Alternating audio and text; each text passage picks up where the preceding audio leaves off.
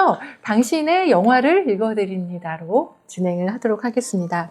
영화음악 작곡가 조성우 감독님을 오늘 새해 첫 초대 손님으로 지금 모시겠습니다. 박수 부탁드리겠습니다. 안녕하세요. 네. 네. 오늘 오시니까 어떠세요? 분위기 어떤가요? 네. 분위기가 네. 특별한 것 같아요. 어떤 특별한? 일단 제가 성장한 동네가 이 동네거든요. 아, 그러시군요. 네, 네. 그래서 학교도 다 이 동네에 아, 다녔고. 그러니까요. 그렇군요. 오늘 이렇게 또 감독님을 특별히 새해에 첫 손님으로 모셔서 너무나 저도 영광이고 감사드립니다. 저도 반갑습니다. 네. 예. 요즘 어떻게 지내고 계세요, 감독님? 음악에 좀 진지해지려고 노력하고 있어요. 아, 원래 진지하신 거 아니셨어요? 아니에요. 나이를 먹으니까 진지해지더라고요. 아, 그렇군요. 저 젊었을 때는 너무 바빠서 네. 이렇게 어떤 내면적인 거를 좀 등한시하고 그냥 일에 쫓겨서 그렇게 네. 살았는 것 같아요. 그게 이제 음. 조금 많이 후회되고, 그래서 지금은 좀 네. 혼자 있는 시간을 좀 많이 이렇게 아. 보내고 있고, 제가 이 충청북도 그 음. 제천에 이렇게 작업실을 만들었거든요. 그러게요. 그래서 제천. 거기 의림지라는 곳인데 어. 거기서 혼자서 이렇게 있는 시간이 많습니다. 작년에 제가 부산에 잠깐 놀러 갔을 때 영화의 전당에서 또 음악회 이렇게 네. 공연으로 또 하시더라고요. 네. 굉장히 인기가 많던데 네. 어떤 공연인가요? 이제 영화 음악이 항상 이렇게 스크린 뒤에서 그렇죠. 이렇게 네. 나오잖아요. 맞아요. 네. 근데 제가 이제 만든 영화 음악들을 무대로 올려서 이게 독립된 음악으로서 이 관객들과 만나고 싶어가지고 그래서 이제 영화의 그 배경음악은 영상하고 이렇게 조화를 시키다 보니까 그렇지. 음악적인 논리를 갖고 이렇게 욕심을 다 부릴 수가 없어요. 그러니까 맞아, 뭐 맞아. 화려하게 하고 싶어도 네. 영상하고 충돌하면 안 되잖아요. 아, 그렇지. 그러다 보니까 네, 이게 조심스럽게 가는데, 그런 배경음악을 이제 무대에서는 그냥 음악적인 논리로 완결성을 갖고 갈 수가 있으니까 작품 자체로. 자체로. 네. 그래서 그렇게 음악을 편곡을 좀 바꿔서 그래서 부산서 한 9번 공연을 작년에 했어요. 와. 올해도 합니다. 요새 영화음악 콘서트가 인기가 많아요, 사실은. 그렇죠. 네.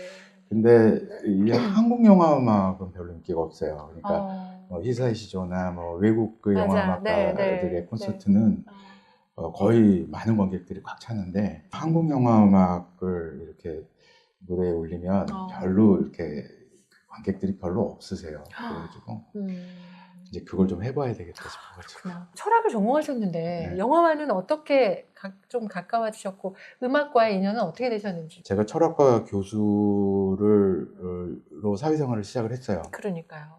그런데 교수 생활 하기가 싫었던 거예요. 이제 정년이 65세잖아요. 그렇죠. 네. 그러니까 65세까지 똑같은 그 강의를 하면서 연구실과 강의실을 왔다 갔다 하면서 평생을 살아간 저의 선배님들의 모습을 보니까 저렇게 해서 늙고 죽기에는 더 많은 도전의 기회들이 있는데 이렇게 사는 것은 단순하다. 이런 생각이 들었고요. 네. 이제 그 표면적으로는 돈을 벌기 위해서 영화음악을 한 거예요. 그러니까 이제 교수를 그만두게 되면 수입이 그렇죠. 이제 필요하잖아요. 음악은 원래 좀 좋아하셨던 음악은 거죠? 제가 대학교부터 밴드 활동도 하고 밴드. 네. 네. 기타도 치고 그래서 밴드 활동을 해가지고 네. 제가 음악을 하는 거는 주변 사람들이 많이 알았어요. 알고 있어요. 그래서 영화는 또 어떻게? 영화도. 그 8월 크리스마스 만든 허정호 감독이 제 대학교 동창인데. 그러네요. 연세대학교 철학과시니까. 자기가 이제 영화학교를 졸업할 때 네. 졸업 작품을 만들었는데 5만 원을 갖고 오면서 여기 음악을 네가 좀 한번 해줘보라. 그래가지고 음악을 해줬어요. 그래서 이제 그 졸업 작품을 믹싱을 하러 녹음실에 갔는데 놀랍게도 반응이 너무 좋았어요. 그래서 내가 재능이 있나 보다 이런 생각을 하게 됐고, 그 뒤에 이제 뭐 단편 영화 시절에 뭐 김성수 감독이랑도 하고 지금 유명해진 그런 감독들하고 그 당시에 젊어서 이렇게 많은 작품을 하면서 친분 관계들이 만들어졌었죠. 12월쯤에 허진호 감독님의 보통의 가족, 혹시 여러분 보셨나요? 굉장히 마지막에 충격적이잖아요. 네. 마지막에 그 음악이 너무 인상적인데 감독님 음악이더라고요. 그 영화에 대한 이야기 좀 듣고 싶어요. 영화 음악을 만들 때 저는 사실 이제 좀 선율 위주예요. 선율 위주고 약간 또 선율을 통해서 영화에 대해서 이야기하려고 그러거든요. 아, 저는. 그렇죠. 맞아요. 그래서 이제 그 영화가 가지고 있는 어떤 주제를 음. 깊이 있게 해석을 해서 네. 그 감정을 이입을 하고 네. 이제 그거에 대해서 내가 하고 싶은 이야기를 이제 선율로 하는 그렇지. 이제 그런 방식으로 저는 이제 저의 스타일이 이제 딱 굳어져 있는 거죠. 작품을 그렇게 작곡하시는군요. 그렇게 영상을 해요. 보고 이렇게 거기에 맞는 걸 작곡하는 게 아니라 영화 음악을 작곡을 할 때는 눈을 안 써요. 귀만 갖고. 아, 대본을 먼저 읽어요. 대본을 읽고 대본에 들어있는 그 주제 의식 이제 이거를 이제 내 걸로 만들고 그 다음에 네. 이제 편집된 영상이 있으면 편집된 영상에 음악을 아예 넣지 않은 상태에서 여러 번을 반복해서 봐요. 그렇구나. 그 다음에 이제 네. 곡을 쓸 때는 네. 그냥 이제 눈을 안 쓰고 그냥 귀로만 이렇게 앉아서 네. 이제 곡을 쓰는 거죠. 근데 일반적인 방식은 눈으로 보면서 해요. 눈으로 보면서 그렇지. 영상에 맞춰서 그렇지. 맞아. 영상에 맞춰가지고 이럴 땐 이런 음악 이런 식으로. 조심스럽게 음표를 딱딱 찍기도 하고 리듬 템포를 갖다 영상을 보면서 이렇게 조절하고 이러거든요. 근데 이제 그런 작업은 맨 끝에는 해야 돼요. 그러나 그렇지. 이제 작곡을 하는 단계에서는 네. 눈을 쓰면은 음악이 음악적이지 않을 수가 이렇게 많아요. 자기 완결성이 없어요. 그래가지고 그렇게 해가지고는 어떠셨어요? 딱 대본을 읽으셨을 때? 그 대본이 주제가 너무 확실했어요. 저는 제가 철학자 중에서 제가 좋아하는 철학자가 니체인데 보통 해가지고 그 대본을 이렇게 보니까 그건 완전히 이건 니체의 철학이다라는 저 나름대로의 해석을 한 거예요. 네. 거기에는 두 형제의 얘기잖아요. 그렇죠. 재환과 재규. 그렇죠. 근데 한 사람은 굉장히 합리적이고 한 사람은 본능에 충실하고. 그렇지. 그런데 이제 그 이야기 끝에 가면은 이제 자기의 그 자식들이 저지른 네. 살인 사건에 맞아. 대해서 두 형제가 대하는 태도는 굉장히 이성적이고 합리적이고 양심적으로 보이는 사람이 그렇지. 끝에 가면 맞아요. 자기 아들의 문제에서는 그거를 감추려고. 그건 그렇죠. 이제 철학자 니체는 데카당스라고 그러거든요. 이게 네. 쇠락하는 거야. 쇠락. 네. 그런데 원래 본능적이고 욕망에 충실했던 그 형은 네. 평소에는 양심적인 사람처럼 안 보이잖아요. 그렇죠. 결국은 자기 아들 문제에서는 자기가 경찰에 이렇게. 그러니까요. 네. 근데 제가 보통 해가지고 그 대본을 읽으면서 저는 이제 그 니체의 책 중에 여기 비극의 탄생이라는 책이 있어요. 비극의 탄생이라는 책에서는 그 인류의 그 이제 인간의 유형을 두 개로 분류하거든요. 그게 이제 하나가 아폴론적인 거, 굉장히 이성적이고 합리적이고, 그리고 하나는 디오니소스적인 거, 욕망과 본능에 충실한. 그리고 두 개의 문화가 충돌한다고 보고 있잖아요. 그러면 결국은 이성적인 게 굉장히 위선적이고 결국은. 그래서 디오니소스적인 그런 거의 관점에서 이성주의를 비판하는데. 이제 그 대본을 보고 나서 그 비극의 탄생의 그 아폴론과 디오니소스의 그 두 개의 유형이 딱 떠오르더라고요. 이제 그게 저한테는 서사가 된 거죠. 그렇군요. 네, 그래서 음악의 서사를 그렇게 잡았어요. 작업하실 때는 어떻게 작업하세요? 이렇게 요즘에 뭐 컴퓨터 많이 하지만 오선지에다 이렇게 옛날에는 이렇게 하셨잖아요. 네. 영상 음악을 하기에 너무 편리한 그런 그 기능을 갖추고 있는 미디를 가지고 작업을 했어요. 그때는 되게 비쌌거든요. 그게. 지금은 이제 컴퓨터를 거의 이제 나중 끝 부분 마무리 작업할 때 아니면은 안 써요. 안 쓰고 그냥 오선지하고 그 다음에 녹음실에 있는 피아노 그 다음에 그것만 갖고 작업을 하고. 그리고 저랑 같이 일하는 스태프들이나 제자들한테도 가급적 눈 쓰지 말라고 이렇게 얘기를 해요. 큰 추세는 다 중독됐어요. 이제는 이제 그 영상 음악이 그 미디 프로그램을 사용하지 않으면은 못 만들 만큼 다 중독이 돼버렸어요. 미디 프로그램 자체가 이 눈을 사용하는 그 방식을 발전시킨 거거든요. 그러니까 영상과 음악을 동기시키고 프레임 단위로 거기에 맞출 수 있고 그 다음에 그 안에는 여러 프로토콜들이 있어서 그거를 순열 조합하는 방식으로 해서 음악을 만들기도 하고. 너무 편리한 거야. 너무 편리하니까 그 재미도 있고. 그러다 보니까 이제 그거를 벗어나서는 이제 뭐 불안해지는 거죠. 기본적으로 기술이라고 하는 건 이 소리, 청각 이거를 다 시각화해가지고 시각적인 통제를 시각적으로 통제할 수 있게 바꾸는 거거든요.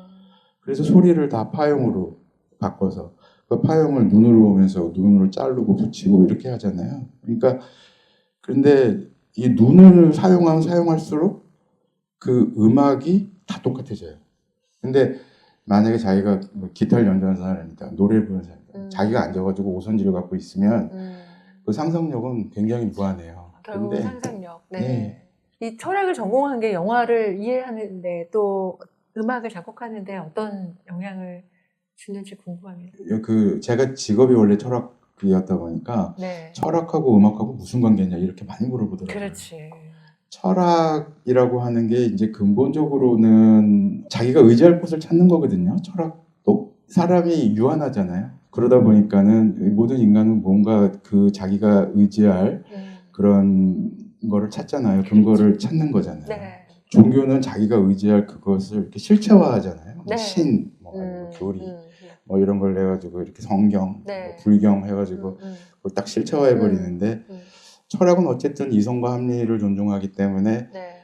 의지할 곳을 찾지만 그 의지할 것을 실체화하진 않아요. 근데 이제 철학이라고 하는 게 갖고 있는 근본적으로 궁극적인 어떤 의지처, 네. 그러니까 마지막 휴양지를 찾아서 휴양지라고 할까? 휴양지. 아예 그거를 네. 찾아서 가는 게 이제 그런 것과 음악은 일맥상통하는 것 같아요. 그러니까 음악이라고 하는 게 조잡할수록 또 인간적일수록 자기에 의존할수록 그 음악이 그 음악답지 않은 것 같아요. 자의적이지 않을수록 좋은 음악이고. 맞아. 뭔가를 하려고 할수록 네. 좀 어색하고 인위적이게 되는 것 같아요. 네. 네. 그런 것 같아요. 그래서 아까 미디를 조심하라는 것도 미디는 100% 조작적인 거라 그래요. 저는 여태까지 좋은 음악은 다 영감으로 나왔지 이렇게 머리에서 나오지 않은 것 같거든요. 그렇군요. 그래서 네. 철학이 갖고 있는 그런 정신성이 음악을 하는 태도에 영향을 이렇게 미치고 있는 것 같고 태도에. 네. 네. 그 영상과 음악이 어떤 조화를 이룬다. 음악을 통해서 영상의 몰입감을 만들어낸다 했을 때 일반 사람들이 생각하는 조화나 몰입감이라는 개념은 폭이 굉장히 좁아요. 그러니까 얘기를 들어보면 조화가 뭐니 그러면 눈을 보고 음악을 해가지고 영상이랑 충돌하지 않게 잘 이렇게 해서 기능적으로 잘 조화되는 거 아닙니까? 그런 생각이라든지 몰입감이라고 하는 거는 어떤 영상의 그 어떤 사운드적인 네. 그런 공포감 이런 걸 주면서 눈으로 보는 영상에다가 뭔가 몰입감을 주는 게 진짜 몰입감 뭐 이렇게 얘기를 하는데 철학을 공부를 하면은 조화라는 개념에 대해서 굉장히 많은 철학적인 얘기들이 있어요.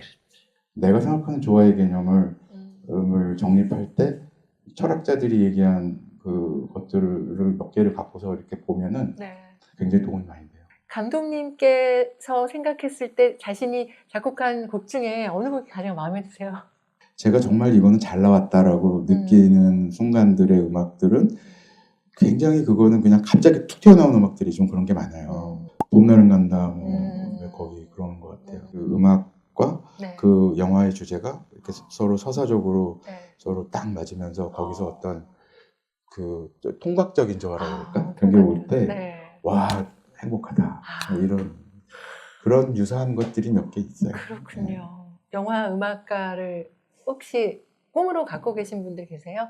사실 저는 네. 법철학을 법철학을 또 전공하셨다고 하네요. 네. 그래서 나이도 사실 30대고 네. 굉장히 늦게 시작하는 때 제가 이제 철학을 전공으로 유학을 준비를 하다가 네. 어렸을 때부터 음악에 대한 꿈이 너무 컸어서 부모님 몰래 미국에 있는 영상음악 전공에 지원을 했고 네. 1차 합격을 감사히 또 하게 된 거예요. 네. 근데 오늘 감독님 말씀을 들으니 제가 인터뷰 과정이 남아있는데 도대체 곡 설명을 어떻게 해야 할지 단 한 번도 음악을 전공하지 않았던 법철학자에게 음대 오라는 사람들이 어떤 질문을 할지 궁금했는데 좀 그 준비를 하는 데 있어서 굉장히 큰 도움이 된 것 같아서 너무 감사하다고 말씀드리고 저는 도움이 되고 싶었어요 정말. 그렇군요. 야. 너무 큰 도움이 네, 너무 큰 보람이 느껴집니다. 감독님 오늘 여기 함께 해주신 분들에게 나누고 싶은 이야기 있으시면 마지막으로 부탁드리겠습니다. 진짜 성의 없이 살아내는 우리 제가 많아요. 바쁘다는 이유로 굉장히 성의 없이 살았고 그래서 그 어떤 인연과 만남의 그런 밀도가 굉장히 적게 살았어요. 그랬는데 오늘 이제 이렇게 오늘 이런 자리에서 이렇게 만나고 할 때는 이제 지금 저는 굉장히 많은 밀도를 느끼거든요. 네. 그래서 이렇게 만나서 반갑고 네. 그리고 이런 자리에서 그 이렇게 함께 나눈 이야기들이 무언가 이렇게 남는 이야기, 남는 기억이 됐으면 좋겠어요. 오늘 이야기가 큰 도움이 되셨기를 바라겠습니다. 그럼 좋은 시간들 되시고 또 저희 사생연의는 다양한 분야의 이제 그런 영화 감독님이나 음악 또 클래식 음악가들 이렇게 해서 초청해서 세 번째 주 금요일 날 하고 있습니다. 뭐 오셔가지고 이렇게 맛있는 것도 드시고 산책도 하시고 네. 좋은 시간 되시고 다음에 또 뵙도록 하겠습니다. 감독님 감사드립니다. 감사합니다. 네, 고맙습니다.